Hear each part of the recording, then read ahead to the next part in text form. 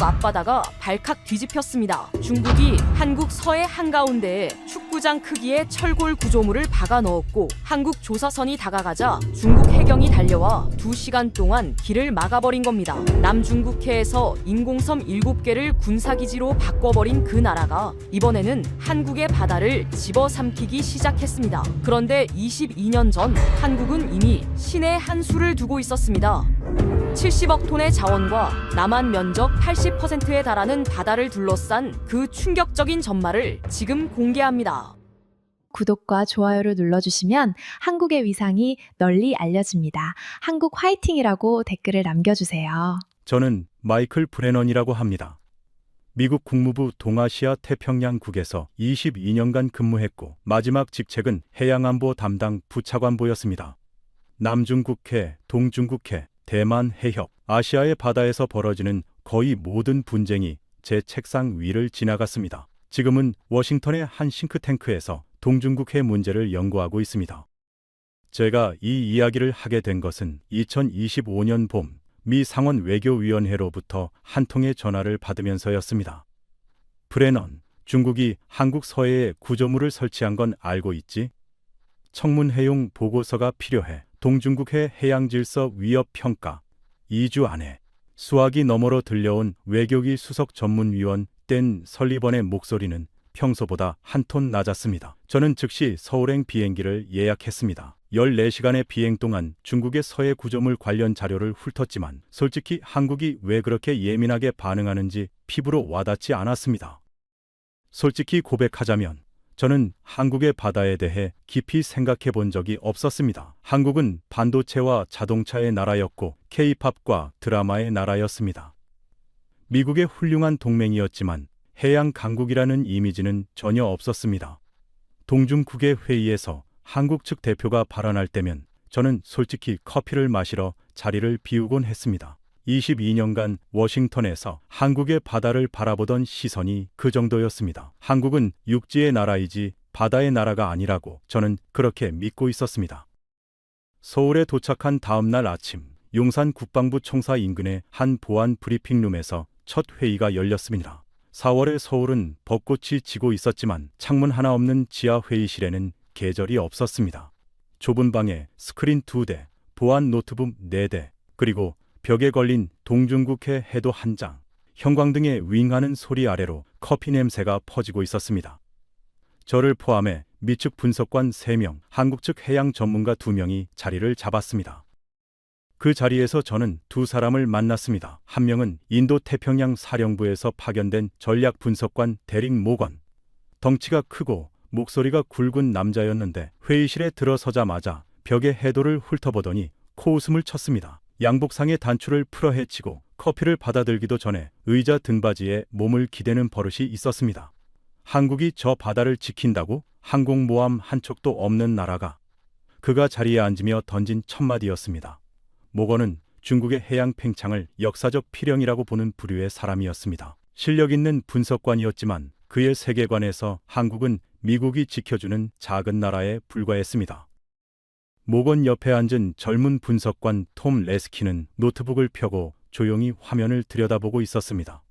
모건의 부하였지만 나중에 알게 된 것은 이 청년이 이 회의실에서 가장 먼저 생각을 바꾼 사람이라는 것이었습니다. 다른 한 명은 제니퍼 윤, 미 해군대학 해양법 교수로 한국계 미국인이었습니다. 서류를 정리하는 손끝이 빠르고 정확했고 말수가 적었지만 눈빛이 날카로운 사람이었습니다.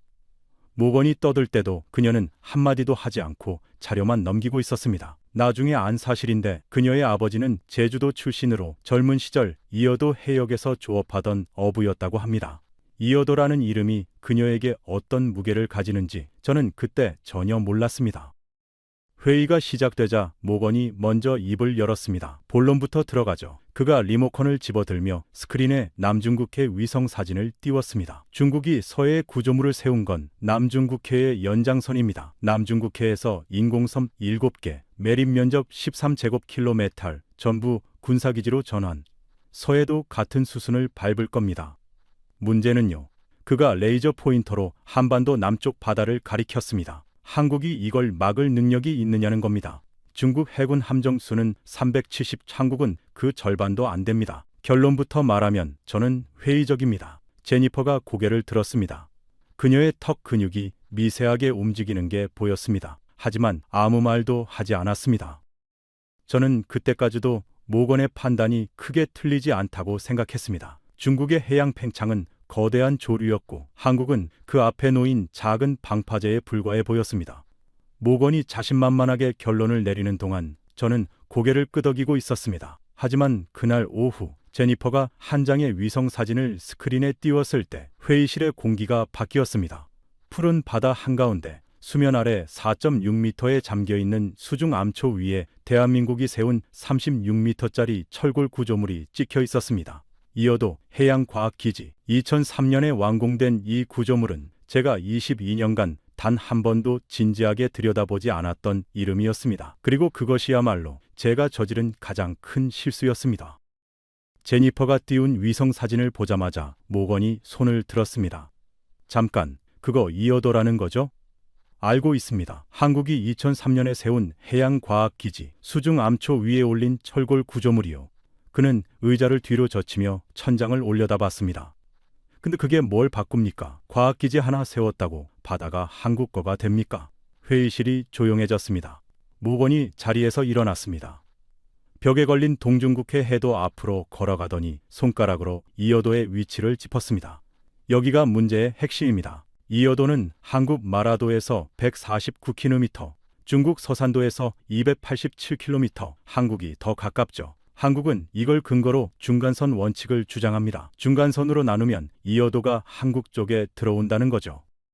합리적인 주장 아닙니까? 제니퍼가 처음으로 입을 열었습니다.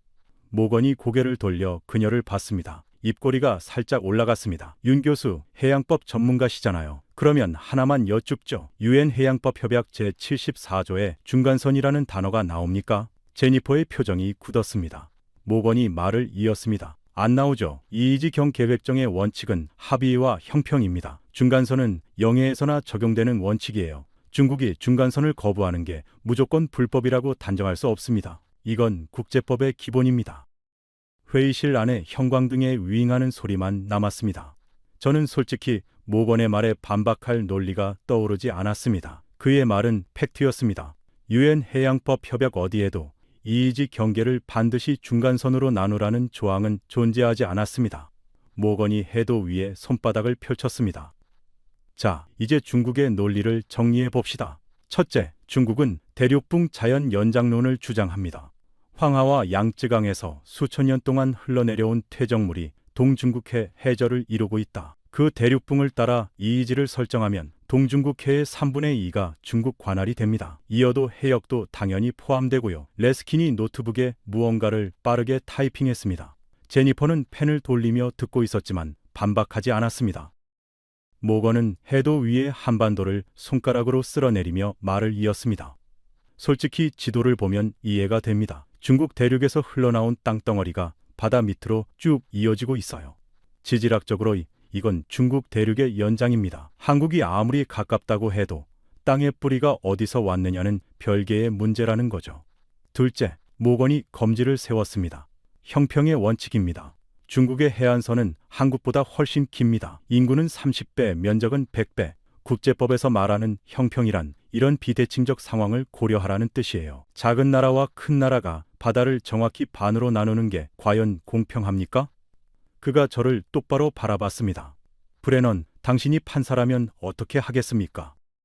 저는 대답하지 못했습니다. 모건의 논리는 거칠었지만 빈틈이 없었습니다. 중국의 주장이 옳다는 게 아니라 중국의 주장을 국제법적으로 완전히 틀렸다고 단정하기가 생각보다 쉽지 않다는 게 문제였습니다. 22년간 외교관으로 살면서 배운 것이 하나 있다면 바다의 분쟁에서는 정의로운 쪽이 이기는 게 아니라 논리를 더 잘 세우는 쪽이 이긴다는 것이었습니다. 그리고 이 순간 중국의 논리는 불쾌했지만 단단해 보였습니다. 셋째, 이건 좀 불편한 얘기입니다만 모건이 목소리를 낮췄습니다. 한국이 이어도의 과학기지를 세운 건 2003년입니다. 중국의 동의 없이 세웠어요. 중국 외교부가 이것에 대해 공식적으로 불만을 표시한 적이 있습니다. 그가 태블릿을 꺼내 위성사진 한 장을 스크린에 띄웠습니다. 서해 바다 위에 떠 있는 거대한 철골 구조물, 직경 70m, 높이 71m, 겉으로는 양식장이라고 했지만 헬리포트에 대형 통신 안테나까지 갖춘 시설이었습니다. 그리고 올해 서해 구조물 문제로 한국이 항의하자 중국은 뭐라고 했는지 아십니까? 모건이 기사를 읽었습니다. 우리 구조물이 안 된다면 한국의 이어도 기지 설치도 안 된다. 이게 2025년 4월 한중해양협력 대화에서 중국 측이 실제로 한 말입니다. 레스킨이 고개를 들며 작게 휘파람을 불었습니다. 한국이 20년간 쌓아온 이어도의 정당성을 중국이 단 한 문장으로 흔들어버린 셈이었습니다. 레스킨이 고개를 들었습니다. 그러면 중국 입장에서는 서해 구조물과 이어도가 맞교환 카드라는 건가요? 모건이 끄덕였습니다. 바로 그겁니다. 한국이 이어도를 내세우면 중국은 서해 구조물을 내세우고 한국이 서해 구조물을 문제 삼으면 중국은 이어도를 문제 삼는 거예요. 교착 상태입니다. 그리고 교착 상태에서 유리한 쪽은 항상 덩치가 큰 쪽이에요. 모건이 의자에 다시 앉으며 커피를 한 모금 마셨습니다. 여유로운 동작이었습니다. 정리하죠. 중국에겐 대륙붕 논리가 있고 형평의 원칙이 있고 이어도를 물고 늘어질 카드까지 있습니다. 한국에겐 뭐가 있습니까? 과학기지 하나. 그걸로 14억 인구의 나라를 맡겠다는 겁니까? 그가 회의실을 둘러봤습니다. 아무도 대답하지 않았습니다. 저는 창문 없는 회의실 벽을 바라봤습니다. 모건의 분석은 냉정했고 부정하기 어려웠습니다. 한국은 중국이라는 거대한 파도 앞에 작은 방파제 하나를 세워놓은 것처럼 보였습니다. 그리고 그 방파제마저 흔들리고 있었습니다. 보고서의 결론이 머릿속에서 이미 만들어지기 시작했습니다. 한국의 해양 관할권은 구조적으로 열세에 놓여 있다. 이렇게 쓰게 되리라고 저는 거의 확신하고 있었습니다. 그때 제니퍼가 노트북을 닫았습니다. 딸깍 하는 소리가 조용한 회의실에 울렸습니다.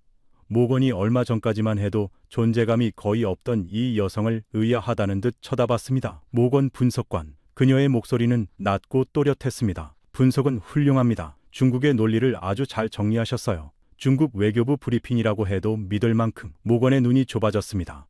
칭찬인지 비꼼인지 판단이 안 되는 표정이었습니다. 그런데 한 가지 빠진 게 있습니다. 모건이 팔짱을 꼈습니다. 뭔데요? 제니퍼가 자리에서 일어나 해도 앞으로 걸어갔습니다. 그녀의 손끝이 이어도를 짚었습니다. 중국의 논리를 말씀하셨으니까 이제 중국이 스스로 그 논리를 깨뜨린 사례를 말씀드리겠습니다. 모건의 입꼬리가 내려갔습니다. 레스킨이 타이핑을 멈추고 고개를 들었습니다. 저도 자세를 고쳐 앉았습니다. 그때까지만 해도 저는 몰랐습니다. 이 조용한 여성이 앞으로 이틀 동안 이 회의실을 완전히 뒤집어 놓을 거라는 것을.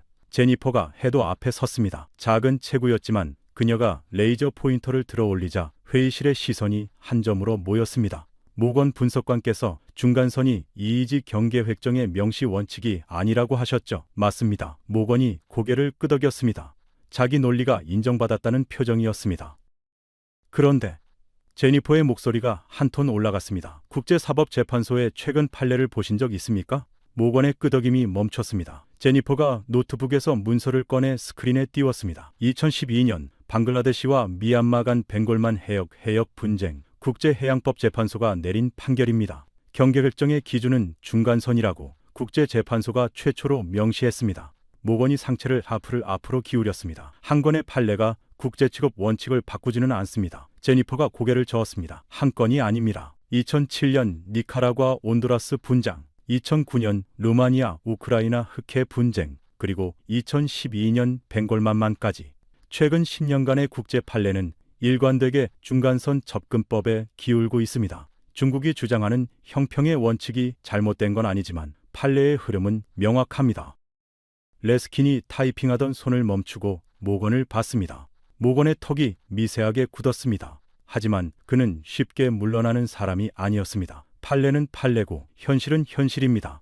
중국이 국제재판소에 끌려나간 적이 있습니까? 2016년 남중국해 중재 판결. 중국이 뭐라고 했죠? 불법이고 무효라고 했습니다. 판결문을 휴지통에 버렸어요. 판례를 아무리 쌓아봐야 중국이 안 따르면 종이 위에 글씨일 뿐입니다. 저는 속으로 끄덕였습니다. 모건의 반박은 날카로웠습니다. 아무리 법이 한국 편이라 해도 상대가 법을 무시하면 소용이 없다는 것이었습니다. 제니퍼도 이 점을 모를 리 없었습니다. 그런데 제니퍼는 웃었습니다. 입꼬리가 살짝 올라가는 정도였지만 그 표정에는 카드를 더 갖고 있는 사람만이 짓는 여유가 있었습니다. 모건 분석관, 중국이 국제법을 무시한다는 건 맞습니다. 그런데 제가 말씀드리려는 건 국제법이 아닙니다. 중국이 스스로 자기 논리를 깨뜨린 사례입니다. 회의실이 다시 조용해졌습니다. 모건이 팔짱을 풀고 자세를 고쳐 앉았습니다. 2004년 베트남과 중국이 통킹만 이이지 경계를 획정했습니다. 제니퍼가 해도에서 베트남 해역을 가리켰습니다. 통킹만의 대륙붕은 지질 구조상 3분의 2가 베트남 쪽, 3분의 1이 중국 쪽에 속해 있습니다. 중국의 논리대로라면 대륙붕 자연 연장을 주장할 수 있는 건 오히려 베트남이죠. 그런데 결과가 어떻게 됐을까요? 그녀가 모건을 봤습니다. 중간선으로 나눴습니다. 중국이 스스로 합의했어요. 모건의 표정이 처음으로 흔들렸습니다. 레스킨이 노트북에서 고개를 들고 제니퍼를 똑바로 쳐다봤습니다. 저도 자세를 바꿔 앉았습니다. 이건 제가 몰랐던 사실이었습니다. 정리하면 이렇습니다. 제니퍼의 목소리는 감정 없이 차분했습니다. 중국은 한국에게는 대륙붕 자연 연장이니까 중간선은 안 된다고 하면서 베트남에게는 중간선으로 합의했습니다. 자국에 유리할 때는 중간선, 불리할 때는 형평의 원칙. 이게 국제법입니까? 아니면 편의주의입니까? 아무도 대답하지 않았습니다. 모건이 커피잔을 집어들었다가 다시 내려놓았습니다. 한 모금도 마시지 않았습니다. 하지만 그는 다른 각도로 반격했습니다. 좋습니다. 통킹만은 인정하죠. 그런데 윤 교수, 그게 이어도에 뭘 바꿉니까? 이어도는 수중 암초예요. 수면 위로 올라오지도 않습니다. 유엔 해양법 협약상 섬도 아니고 영토도 아니에요. 거기에 구조물을 세웠다고 관할권이 생기는 겁니까? 제니퍼가 고개를 끄덕였습니다. 맞습니다. 이어도는 섬이 아니고 영토가 될 수 없습니다. 한국 외교부도 이 점을 인정하고 있어요. 이건 영유권 분쟁이 아닙니다. 모건이 그러니까요 라고 말하려는 순간 제니퍼가 한 박자 빠르게 이었습니다. 그런데 모건 분석관, 일본의 오키노 토리시마를 아시죠? 모건의 눈이 좁아졌습니다. 어디로 가려는지 감을 잡은 듯 했습니다. 오키노 토리시마, 도쿄에서 남서쪽 1700km에 있는 산호초입니다. 제니퍼가 새로운 위성 사진을 띄웠습니다. 푸른 바다 한가운데 콘크리트로 감싸진 작은 점 2개가 보였습니다. 만조 때 수면 위로 드러나는 높이가 70cm, 바위 2개의 면적을 합쳐도 10제곱미터가 안 됩니다. 이 방 절반보다 작습니다. 레스킨이 회의실 바닥을 내려다봤습니다. 무의식적인 동작이었습니다. 일본은 이 바위 2개에 600억 옌을 쏟아부었습니다. 한국 돈으로 약 8,400억 원. 콘크리트와 티타늄으로 바위를 감싸고 인공 산호를 심었습니다. 목적이 뭘까요? 제니퍼가 스크린에 숫자를 띄웠습니다. 43제곱킬로미터. 일본 국토 면적 38제곱킬로미터보다 넓은 이이지를 이 바위 2개를 근거로 주장하고 있습니다. 회의실이 술렁였습니다. 레스킨이 잠깐요라며 계산기를 두드렸습니다. 바위 10제곱미터로 43만 제곱킬로미터의 바다를 주장한다는 겁니까? 제니퍼가 끄덕였습니다. 그리고 2008년에 유엔 대륙북 한계위원회에 이걸 섬으로 인정해달라고 신청했습니다. 기각당했습니다. 이제 비교해 보시죠. 제니퍼가 사진과 오키노 토리시마 사진을 나란히 띄웠습니다. 일본은 수면 위로 70cm 나오는 바위에 8,400억을 부어서 국토보다 넓은 바다를 주장합니다. 한국은 수면 아래 4.6m의 암초 위에 과학기지를 세워서 해양 기상 데이터를 수집하고 있습니다.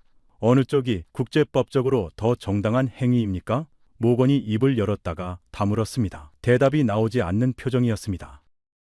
하지만 모건은 쉽게 무너지는 사람이 아니었습니다. 그가 몸을 앞으로 기울이며 말했습니다. 윤 교수, 비교는 인상적입니다. 그런데 현실을 말하죠. 일본이 오키노 토리시마로 43제곱킬로미터를 주장해도 아무도 안 건드립니다. 왜? 미국의 동맹이니까. 미 해군 7함대가 서평양에 있으니까. 국제법이 중요한 게 아니라 누가 뒤에 서 있느냐가 중요한 겁니다. 그가 저를 봤습니다. 한국도 미국 동맹이지만 바다에서의 무게감은 일본과 다릅니다. 솔직히 그렇지 않습니까? 저는 대답하기 어려웠습니다. 불편하지만 틀린 말은 아니었기 때문입니다. 제니퍼가 고개를 끄덕였습니다. 맞습니다. 힘의 논리가 작동하는 건 부정할 수 없어요. 모건의 어깨가 살짝 펴졌습니다. 하지만 제니퍼는 거기서 멈추지 않았습니다. 그런데 모건 분석관, 한 가지 빠뜨리신 게 있습니다. 한국은 뒤에 누가 서 있느냐에 기대지 않았어요. 직접 서 있는 쪽을 택했습니다. 그녀가 이어도 기지 사진을 다시 가리켰습니다. 오키노토리시마는 미국의 묵인 아래 유지되고 있습니다. 이어도 기지는 누구의 묵인도 없이 한국이 스스로의 판단으로 세운 겁니다. 기각당할 수도 있는 걸 알면서 세웠어요. 그리고 22년 몇 혼자 지키고 있습니다. 모건이 펜을 만지작거렸습니다. 반박이 나오지 않았습니다. 레스킨이 조용히 중얼거렸습니다. 이건 제 계산에 빠져있던 변수입니다. 모건이 레스킨을 날카롭게 쳐다봤습니다. 레스킨은 고개를 숙이고 다시 노트북을 들여다봤지만 그의 표정은 이미 달라져 있었습니다. 하지만 아직 끝나지 않았습니다. 제니퍼는 아직 꺼내지 않은 카드가 있다는 듯 서류 뭉치를 정리하며 나지막이 말했습니다. 거리와 법 논리는 여기까지입니다. 이제 진짜 중요한 이야기를 할 차례입니다. 이 바다 밑에 뭐가 묻혀 있는지, 그리고 이 바다 위의 하늘에서 무슨 일이 벌어졌는지. 모건이 커피를 마셨습니다. 이번에는 들이켰다는 표현이 맞았습니다. 잠깐의 휴식 시간이 주어졌습니다. 모건이 복도로 나갔고 레스킨이 자판기에서 캔커피 2개를 뽑아 하나를 저에게 건넸습니다. 브레넌 부차관보님, 통킹만 거는 저도 몰랐습니다. 그가 작은 목소리로 말했습니다. 저는 캔을 따며 대답했습니다. 나도 몰랐어. 복도 끝에서 모건이 전화를 하고 있었습니다. 목소리는 들리지 않았지만 어깨에 힘이 들어가 있는 게 보였습니다. 자존심이 강한 사람이었고 방금 전 회의실에서 처음으로 밀린 것이 신경 쓰이는 게 분명했습니다. 회의가 재개되자 제니퍼가 스크린에 동중국해 해저 지형도를 띄웠습니다. 색이 달라지는 경계선이 선명했습니다. 이제 이 바다 밑에 뭐가 묻혀 있는지 말씀드리겠습니다. 그녀가 이어도 해역을 중심으로 넓은 구역을 손가락으로 원을 그렸습니다. 이 해역은 한국에서 제7광구라고 부르는 곳과 겹칩니다. 1970년대에 한국과 일본이 공동 개발에 합의한 구역이에요. 면적이 얼마인지 아십니까? 아무도 대답하지 않았습니다. 약 8만 2제곱킬로미터, 남한 면적의 80%에 해당합니다. 레스킨이 계산기를 두드렸습니다. 남한 면적의 80%요? 제니퍼가 끄덕였습니다. 그리고 이 해저에 매장된 것으로 추정되는 석유와 천연가스의 양이 얼마인지 아십니까? 아무도 대답하지 않았습니다. 제니퍼가 스크린에 숫자를 띄웠습니다. 약 72토. 레스킨의 타이핑 소리가 멈췄습니다. 모건의 펜이 책상 위에서 굴러떨어졌지만 죽지 않았습니다. 비교 대상이 필요하시죠? 제니퍼가 다음 슬라이드를 넘겼습니다. 미국 우드로 윈슨 센터의 2005년 보고서입니다. 동중국해 전체의 원유 및 천연가스 매장량이 사우디아라비아 가스 매장량의 10배, 미국 석유 매장량의 4.5배에 달한다고 추정했습니다. 모건이 팔짱을 풀었습니다. 그의 손이 무의식적으로 펜을 집어들었습니다. 레스킨은 타이핑을 멈추고 스크린을 올려다보고 있었습니다.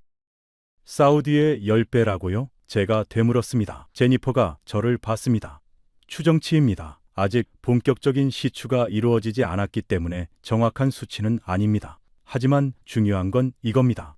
그녀가 목소리를 낮췄습니다. 중국은 이 추정치를 알고 있습니다.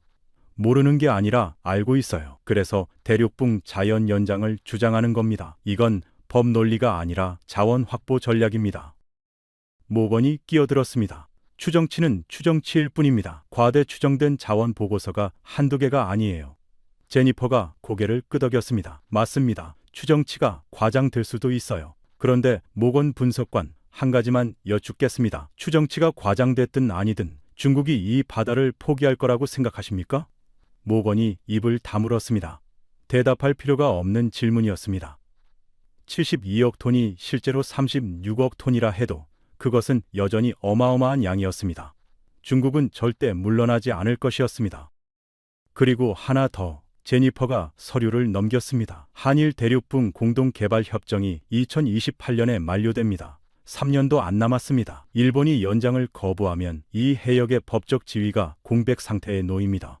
그 공백을 누가 파고들겠습니까? 모건이 천장을 올려다봤습니다.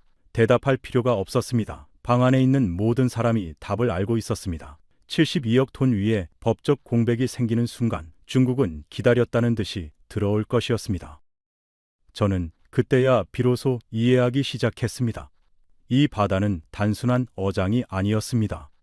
수중 암초 하나를 둘러싼 소소한 다툼이 아니었습니다. 남한 면적의 80%에 달하는 해역과 사우디 가스 매장량의 10배에 이르는 자원이 걸린 거대한 판이었습니다. 그리고 한국은 그 판 위에 이어도 해양과학기지라는 말을 먼저 놓은 것이었습니다. 자, 이제 하늘 이야기를 하겠습니다.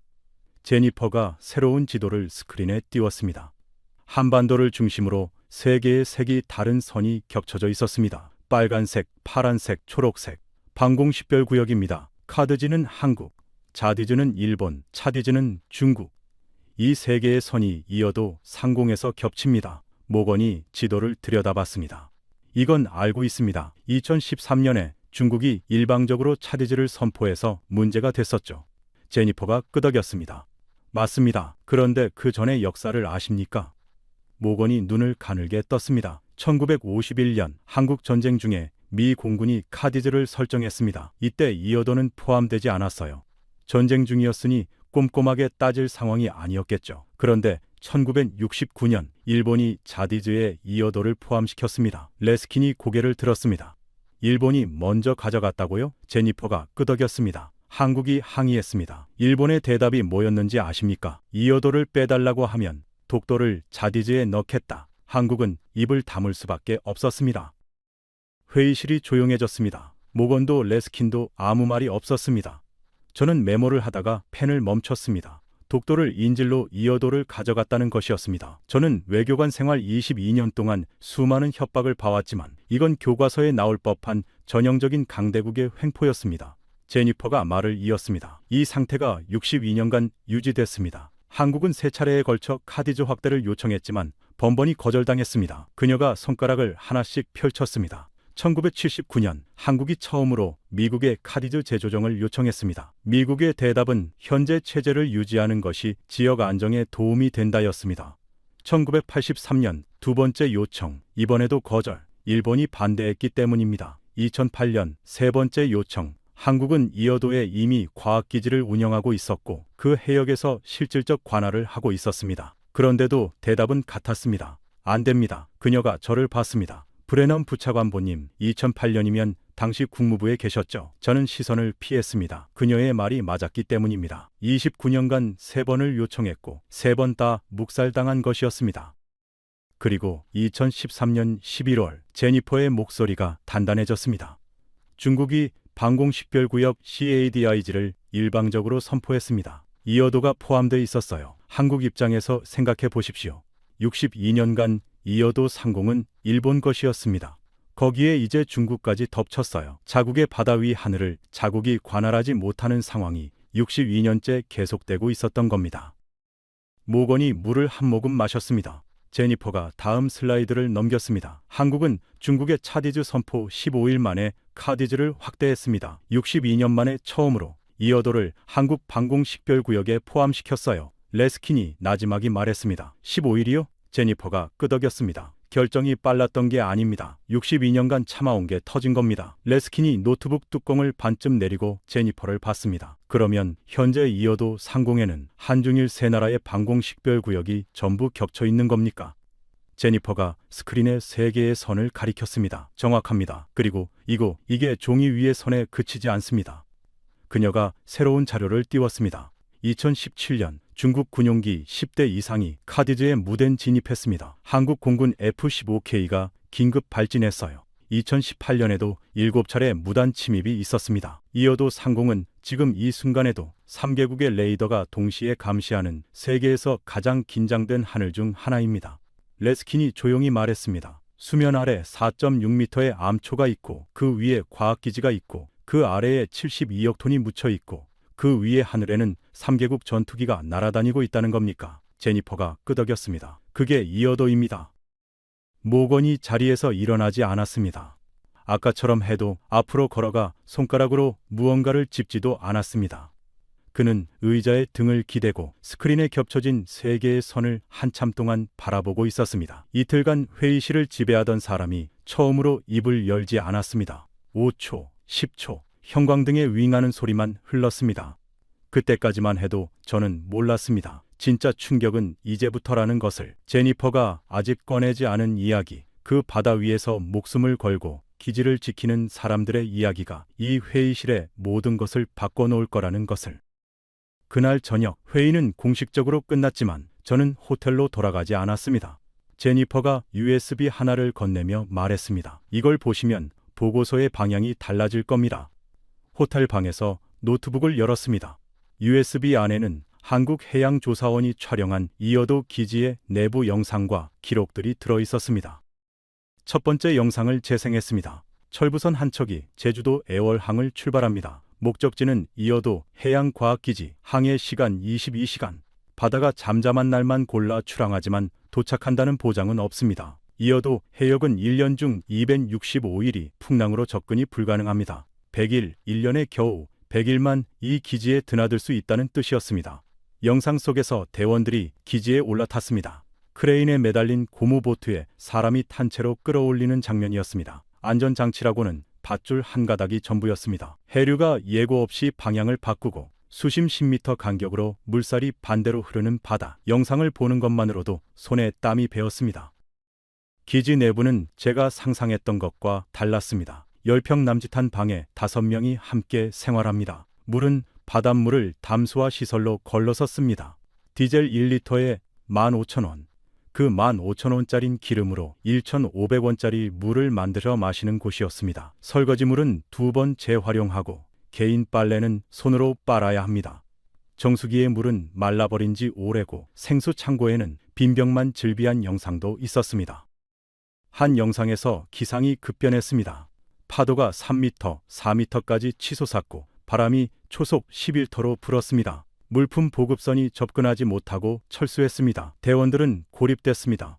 부식이 떨어졌습니다. 김치가 바닥났고 남은 것은 비상용 라면 40개와 군용 전투식량뿐이었습니다. 유통기한이 지난 라면을 끓이며 한 대원이 말했습니다. 이어도의 유통기한은 이어도에 들어온 날부터 계산합니다. 아무도 웃지 않았습니다. 그런데 저를 진짜 멈추게 만든 것은 다른 영상이었습니다.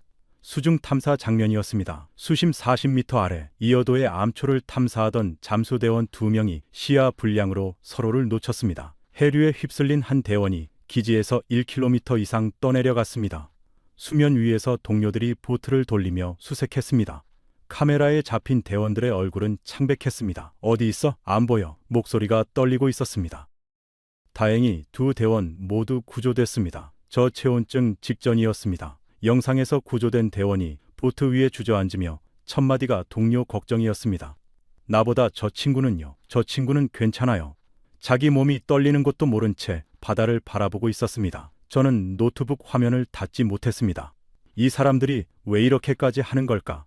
1년에 100일만 접근 가능한 바다, 유통기한 지난 라면, 생사를 넘나드는 잠수 작업, 그리고 밤마다 가족에게 전화를 겁니다. 날씨가 안 좋아서 나가기 힘들 것 같은데 어떡하냐? 한 대원은 생후 2달 된 아기를 두고 왔다고 했습니다. 집사람한테 많이 미안하죠. 그의 목소리는 담담했지만 카메라를 피하는 눈이 젖어 있었습니다. USB에는 영상 외에 문서 하나가 더 있었습니다. 이어도 해양과학기지 건설 경위서, 제니퍼가 따로 넣어둔 것이었습니다. 저는 그 문서를 읽으면서 손끝이 차가워지는 걸 느꼈습니다. 1987년 한국해양연구소의 연구원들이 처음으로 이어도 해역에 과학기지를 세우자는 구상을 시작했습니다. 당시 한국의 1인당 GDP는 3,500달러도 되지 않았습니다. 바다 한가운데 수심 40m 암초 위에 철골 구조물을 세우겠다는 것은 황당한 꿈이었습니다. 예산도 기술도 부족했습니다. 하지만 그들은 포기하지 않았습니다. 1995년 첫 해양조사가 시작됐습니다. 연구원들이 작은 배를 타고 거친 바다를 건넜습니다. GPS도 변변치 않던 시절 좌표만 보고 22시간을 항해해서 아무것도 보이지 않는 바다 한가운데에 도착했습니다.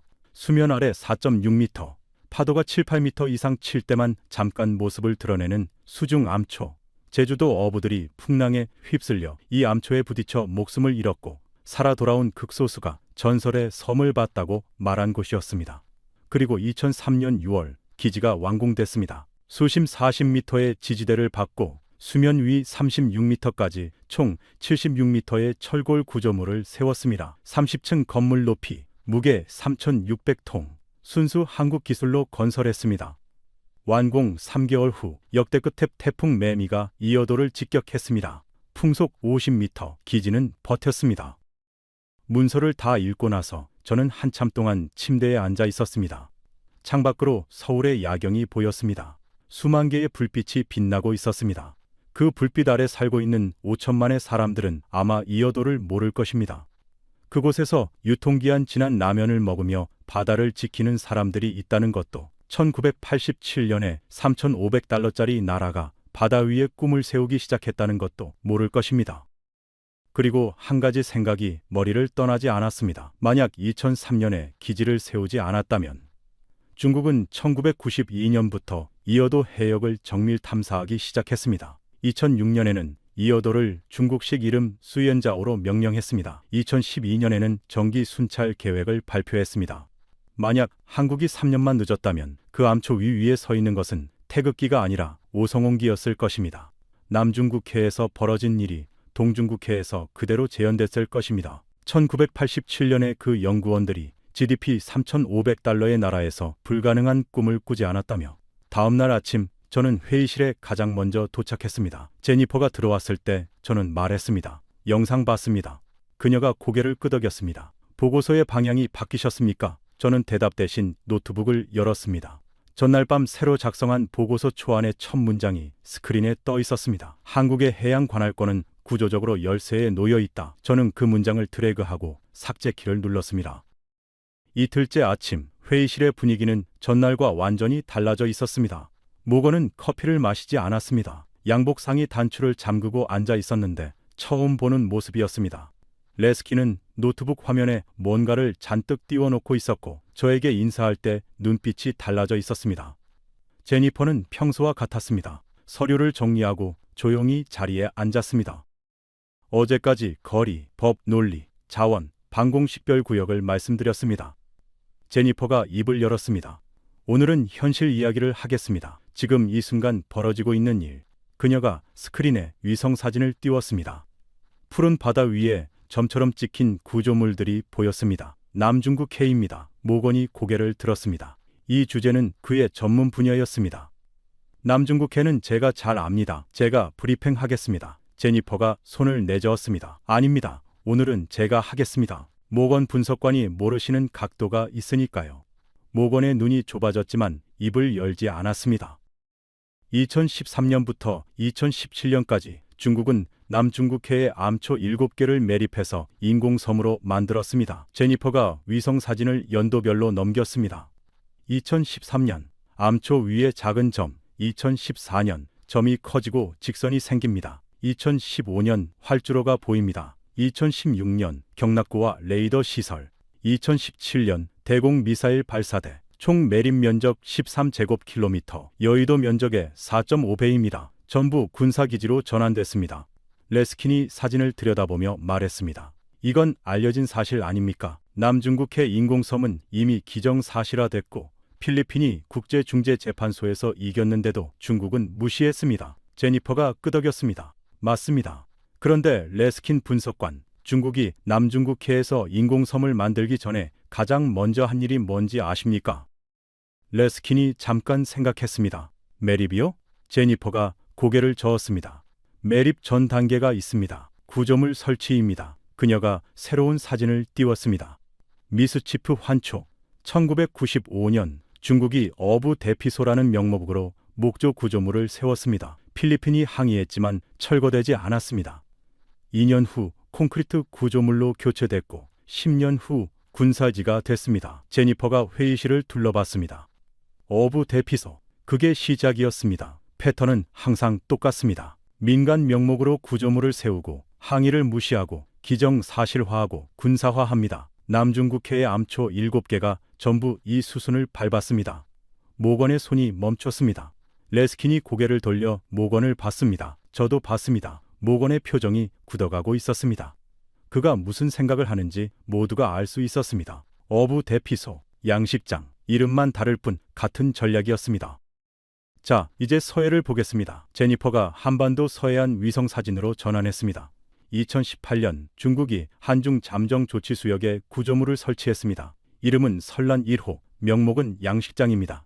그녀가 사진을 확대했습니다. 직경 70m, 높이 71m의 거대한 철골 구조물이 나타났습니다. 양식장이라고 했지만 이 구조물에는 헬리포트가 있습니다. 대형 통신 안테나가 있습니다. 100명을 수용할 수 있는 거주시설이 있습니다.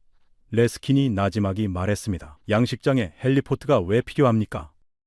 2022년에는 폐시 추선을 개조한 관리 플랫폼이 추가됐습니다. 2024년에는 설란 2호가 설치됐습니다. 제니퍼의 목소리는 감정 없이 팩트만 나열하고 있었지만 회의실의 온도가 내려가는 게 느껴졌습니다.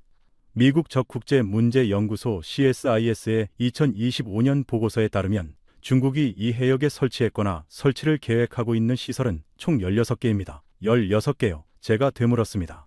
제니퍼가 끄덕였습니다. 그리고 올해 2월 한국해양조사선 온누리호가 이 구조물에 접근했을 때 무슨 일이 벌어졌는지 아십니까? 그녀가 영상을 재생했습니다. 중국 해경선이 접근하고 고무보트가 출동해 한국 조사선의 진로를 막는 장면이었습니다. 2시간 대치했습니다. 한국의 바다에서 한국의 조사선이 중국 해경에 의해 막혔습니다. 제니퍼가 기사 하나를 띄웠습니다. 일본 프레지던트 온라인은 이걸 조용한 침략이라고 표현했습니다. 그리고 올해 4월 23일 미 국무부가 공식 성명을 냈습니다. 그녀가 저를 봤습니다. 브레넌 부차관보님이 계시던 그 국무부입니다. 중국은 수십 년간 국제법 준수를 거부해 영내 불안정을 초래했다. 우리 국무부가 이렇게까지 직접적인 표현을 쓴 건 드문 일입니다. 저는 아무 말도 하지 못했습니다. 국무부의 성명이 나왔다는 것은 이 문제가 더 이상 한중야 이슈가 아니라는 뜻이었습니다. 회의실이 완전히 고요해졌습니다. 이제 비교해 보겠습니다. 제니퍼가 화면을 둘로 나눴습니다. 왼쪽에는 남중국해 미스치프 환초의 연도별 변화, 오른쪽에는 서해 구조물의 연도별 변화. 1995년 미스치프 환초, 어부 대피소, 명목 목조 구조물. 2018년 서해 양식장 명목 철골 구조물. 미스치프 환초는 콘크리트 구조물로 교체됐고 레이더 시설이 들어갔고 군사기지가 됐습니다. 서해 구조물은 지금 어느 단계에 와 있을까요? 모건이 자리에서 일어나지 않았습니다. 의자에서 일어나 해도를 가리키던 그 모습은 더 이상 없었습니다. 그는 두 손을 깍지 끼고 스크린을 바라보고 있었습니다. 제니퍼가 마지막 슬라이드를 띄웠습니다. 이어도 해양과학기지의 전경 사진이었습니다. 바다 한가운데 우뚝 서 있는 철골 구조물, 꼭대기에 태극기가 보였습니다. 2003년 한국은 이 기지를 세웠습니다. 중국이 이어도를 수엔자오로 명명하기 3년 전입니다. 중국이 정기 순찰을 선언하기 9년 전입니다. 중국이 서해에 첫 구조물을 세우기 15년 전입니다. 그녀가 모건을 봤습니다. 모건 분석관, 어제 첫 회의에서 이렇게 말씀하셨죠. 과학기지 하나 세웠다고 바다가 한국 거가 됩니까? 모건이 입을 열지 않았습니다. 질문을 바꿔드리겠습니다. 만약 그 과학기지가 없었다면 지금 그 암초 위에 무엇이 서 있겠습니까? 5초, 10초, 15초. 모건이 대답하지 않았습니다. 레스킨이 조용히 입을 열었습니다. 미스치프 환초입니다. 그의 목소리는 작았지만 또렷했습니다. 남중국해에서 본 것과 같은 겁니다. 어부 대피소가 콘크리트가 되고 콘크리트가 활주로가 되고 활주로가 미사일 기지가 되는 거죠. 이어도에 한국 기지가 없었다면 그렇게 됐을 겁니다. 모건이 레스킨을 쳐다봤습니다. 자기 부하가 공개적으로 상대편의 논리를 인정한 것이었습니다. 하지만 모건은 레스킨을 나무라지 않았습니다. 반박할 논리가 없었기 때문입니다. 모건이 천천히 의자에서 일어났습니다. 해도 앞으로 가지 않았습니다. 창문 없는 회의실 벽을 등지고 섰습니다. 양복 주머니에 손을 넣었다가 빼는 동작을 2번 반복했습니다. 윤 교수. 그의 목소리는 이틀 전과 달랐습니다. 거칠고 자신만만하던 톤이 사라져 있었습니다. 한 가지만 인정하겠습니다. 저는 이어도를 과소평가했습니다. 그가 멈췄습니다. 과학기지 하나라고 생각했는데 이건 그게 아니었습니다. 이건 방파제가 아니라 달이었어요. 한국이 이 바다에 내린 닷. 이틀간 단 한 번도 물러나지 않던 사람이 처음으로 인정한 순간이었습니다. 제니퍼는 아무 말도 하지 않았습니다. 그녀의 눈가가 잠깐 붉어졌다가 돌아왔는데 저 말고는 아무도 눈치채지 못했을 것입니다. 제주도 어부의 딸, 아버지가 평생 고기를 잡던 바다를 지키는 과학기지에 대해 이틀 동안 말해온 여성. 그녀에게 이 회의는 학술 토론이 아니었을 것입니다. 레스킨이 고개를 숙이고 있었습니다. 저는 펜을 내려놓았습니다. 회의실에 형광등의 윙하는 소리만 남았습니다. 회의가 끝났습니다. 악수는 없었습니다. 모건은 서류를 챙기며 제니퍼에게 고개를 한번 끄덕였고 제니퍼도 같은 각도로 돌려줬습니다. 그것으로 충분했습니다. 레스킨은 나가면서 저에게 작은 목소리로 말했습니다. 보고서 쓰실 때 도움이 필요하시면 연락 주십시오. 그의 눈빛은 이틀 전과 완전히 다른 사람의 것이었습니다. 저는 회의실을 나와 건물 밖으로 걸어갔습니다. 4월의 서울이었습니다. 용산 일대의 가로수에 연두색 잎이 막 펼쳐지고 있었고 저녁 하늘이 분홍빛으로 물들고 있었습니다. 이틀간 창문 없는 지하 회의실에 갇혀 있다가 만난 하늘이 눈이 아플 만큼 넓었습니다. 걸으면서 생각했습니다. 1987년 GDP 3,500달러의 나라에서 바다 위에 꿈을 세우기 시작한 연구원들. 그들이 없었다면 지금 그 암초 위에 태극기가 아니라 오성홍기가 펄럭이고 있었을 것입니다. 유통기한 지난 라면을 먹으며 기지를 지키는 대원들. 생후 2달 아기를 두고 수심 40m 바다에 뛰어드는 아버지들. 62년 동안 자국의 하늘을 자국이 관할하지 못했던 나라가 15일 만에 결단을 내린 순간. 저는 걸음을 멈추고 주머니에서 휴대폰을 꺼냈습니다. 워싱턴의 상원 외교위 수석 전문위원 설리번에게 전화를 걸었습니다. 댄, 보고서 방향이 바뀌었어. 수화기 너머에서 잠깐 침묵이 흘렀습니다. 어떻게? 저는 서울의 저녁 하늘을 올려다보며 대답했습니다. 한국은 해양 관할권에서 구조적 열세가 아니야. 22년 전에 이미 선수를 쳤어. 그리고 그걸 목숨 걸고 온 사람들이 있어. 설리번이 물었습니다. 보고서 제목은? 저는 잠깐 생각했습니다. 이틀간의 회의, 제니퍼의 데이터, 이어도 대원들의 영상, 그리고 모건이 마지막에 한 말, 방파제가 아니라 다치라고. 저는 대답했습니다. 바다를 지키는 것은 군함이 아니라 먼저 서 있는 자의 의지다. 전화를 끊고 한참을 서 있었습니다. 서울의 불빛이 하나둘 켜지고 있었습니다. 이 도시에서 남쪽으로 470km, 제주도에서 다시 남서쪽으로 149km, 지금 이 순간에도 바다 한가운데에 36m짜리 철골 구조물이 서 있습니다. 사람이 없어도 24시간 관측 장비가 돌아가고 1년에 100일만 사람이 드나들 수 있는 그곳에서 누군가는 유통기한 지난 라면을 먹으며 오늘도 바다를 지키고 있을 것입니다. 대한민국은 지금 이 순간에도 바다 위에 서 있습니다. 수면 아래 4.6m의 전설의 섬 위에 70억 톤의 자원 위에 3개국의 전투기가 날아다니는 하늘 아래에 1987년에 시작된 불가능한 꿈이 2003년에 현실이 되었고 2026년 오늘까지 단 하루도 멈추지 않고 돌아가고 있습니다. 이 이야기를 주변에 널리 공유해 주세요. 대한민국의 바다를 지키는 사람들의 이야기가 더 많은 분들께 전해지길 바랍니다. 구독과 좋아요, 그리고 댓글로 대한민국 파이팅을 부탁드립니다. 지금까지 감동 라이프였습니다. 감사합니다.